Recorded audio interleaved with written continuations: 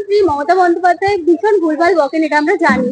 আবারও তিনি একটা কথা বলেছেন ভরা মঞ্চে যে ভারত কখনো অলিম্পিকে জেতেনি, সোনা জিতে আসেনি। দেখুন, মুখ্যমন্ত্রীর, আমাদের বাংলার মুখ্যমন্ত্রীর গুণের সীমা নেই, গুণের সীমা নেই। ইনি কবিতা লেখে, এপাং ওপাং ধাপাং কবিতা লেখে, আবার উনি ছবি আঁকে, সেই ছবি কোটি টাকায় বিক্রি হয়, আবার যে কেনে সে জেলে যায়।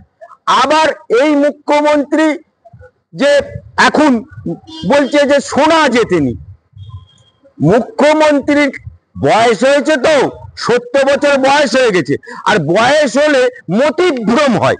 তাই উনি ভারতবর্ষে কতগুলো অলিম্পিকে সোনা পেয়েছে, এই বাংলার বুকে কোন মেয়ে সোনা পেয়েছে, সাঁতারুতে সোনা পেয়েছে, তীরে সোনা, তীরন্দাজে সোনা পেয়েছে, ওনার হয়তো খেয়াল নেই। ওদের একটা নেত্রী আছে না, রচনা ব্যানার্জি, সে আবার তো সিনেমা জগৎ থেকে এসে, সে আবার হুগলিতে দাঁড়িয়ে মানুষ সিগারেট খাচ্ছে, ধোঁয়া ছাড়ছে, দিয়ে বলছে সারা সিঙ্গুর কারখানায় ভরে গেছে ধোঁয়া ধোঁয়া। ওল কিনে বলছে আমি আমার স্বামীর কাছে নিয়ে, আরে তোমাকে কেউ জিজ্ঞেস করেছে নাকি যে তুমি ওল কিনে স্বামীকে খাওয়াবে না অন্য কাউকে খাওয়াবে? আবার আবার মুসলমানদেরই, ওদের তো স্বভাব আছে, মুখ্যমন্ত্রীর স্বভাব আছে, মুসলমান দেখলেই ওদের ব্যালটের কথা পড়ে যায়।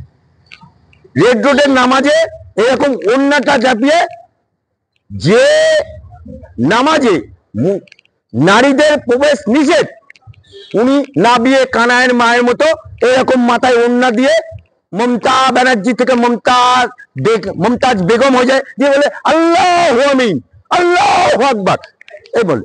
আবার দুর্গাপূজায় ফিতে কাটতে গিয়ে বলে জয় দেবী স্বর্গভূতস্যৈ নমস্তস্যৈ নমস্তস্যৈ। সুতরাং মমতা ব্যানার্জির তুলনার সীমা নেই।